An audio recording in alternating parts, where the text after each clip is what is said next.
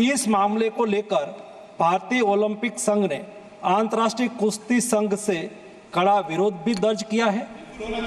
National भारतीय Olympic संघ की अध्यक्षा पीटी उषा भी अभी पेरिस में है।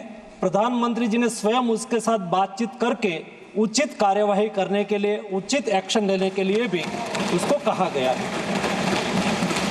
विनेश मंगलवार 6 अगस्त को 3 मुकाबले जीतकर 50 केजी रेसलिंग ओलंपिक में फाइनल में पहुंचने वाली पहली भारतीय महिला रेसलर बनी थी।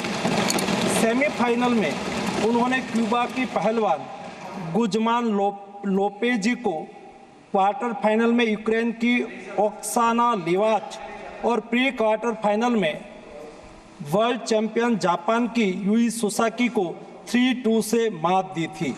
उन्हें बुधवार 7 अगस्त की रात करीब 10 बजे गोल्ड मेडल के अमेरिकी रेसलर सारा एन हिल्डरब्रांड से मुकाबला करना था।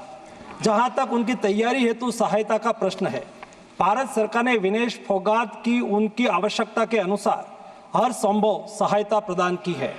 उनके लिए पर्सनल स्टाफ भी नियुक्त किए गए हैं जो अपने क्षेत्र के विशेषज्ञ हैं। उनके साथ हंगरी के विख्यात कोच ओलेर अकोस और फिजियो अश्विनी पाटिल हमेशा रहते हैं। इनको ओलंपिक के लिए इनके अतिरिक्त व्यक्तिगत सहायक स्टाफ जैसे विभिन्न sparring partners, strength of conditioning विशेषज्ञ के लिए वित्तीय सहायता प्रदान की गई, जिसका विवरण इस प्रकार है। ओलेर अकोच कोच के रूप में उसके साथ थे, वैन पैट्रिक लॉम्बार्ड स्ट्रेंथ और कंडीशनिंग विशेषज्ञ, अश्विनी जीवन पाटिल फिजियोथेरापिस्ट, मयंक सिंह गरिया स्ट्रेंथ और कंडीशनिंग विशेषज्ञ, शुभम और अरविंद स्पारिंग पार्टनर। इनको पेरिस ओलंपिक चक्र के लिए कुल 70,45,775 की वित्तीय सहायता दी गई है, जिसका विवरण इस प्रकार है। स्पेन के ग्रेट पिक्स में भाग लेने के लिए वित्तीय सहायता, साथ ही 3 जुलाई से 13 जुलाई 2024 10 दिन तक मैड्रिड स्पेन के अंतर्राष्ट्रीय प्रशिक्षण शिविर के लिए अतिरिक्त वित्तीय सहायता। इसके अलावा फ्रांस के बुलोन-सू-मेर में पूर्व ओलंपिक प्रशिक्षण शिविर के लिए अतिरिक्त सहायता की है। 2024 अंतर्राष्ट्रीय कुश्ती संघ सेकंड रैंकिंग सीरीज में 6 जून से 9 जून 2024 4 दिन तक बुडापेस्ट हंगरी में भाग लेने के लिए और 10 जून से 21 जून 2024 तक टाटा ओलंपिक सेंटर हंगरी में अंतर्राष्ट्रीय प्रशिक्षण शिविर के लिए अतिरिक्त सहायक स्टाफ के लिए वित्तीय सहायता की है।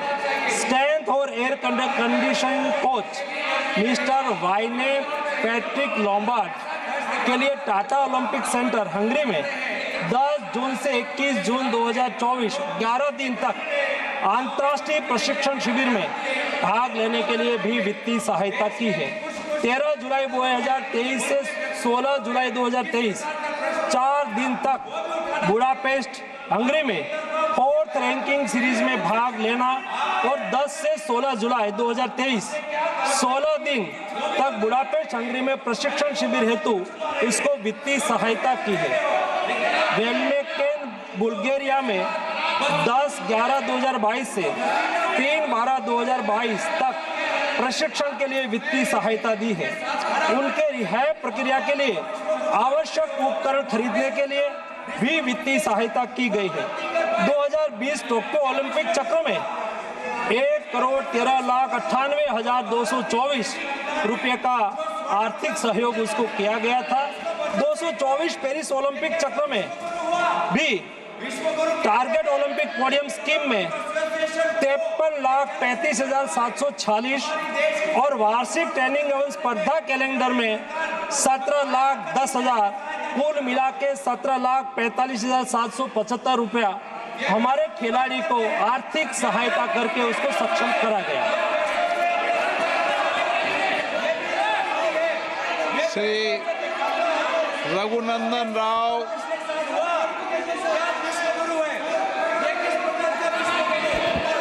माननीय अध्यक्ष महोदय, फाइनेंस बिल के ऊपर बात करने का मौका दिया, मैं बहुत बहुत आभारी हूँ। माननीय प्रधानमंत्री श्री नरेंद्र मोदी जी के नेतृत्व में हमारा फाइनेंस मिनिस्टर श्री निर्मला सीतारमण जी ने 24 का फाइनेंस बजट रखते हुए इस देश के युवा के लिए, इस देश को आगे बढ़ाने के लिए, स्किल डेवलपमेंट के लिए। और बड़ी खबर आपको बता दें, किस तरह से देखिए खेल मंत्री मनसुख मांडविया ने इस पूरे मामले पर अपनी बात रखी है। पूरा सपोर्ट स्टाफ विनेश के साथ है, हंगरी के कोच भी विनेश के साथ है। पीटी उषा से उचित कार्रवाई की बात कही गई है। विनेश ने शानदार खेल दिखाया है।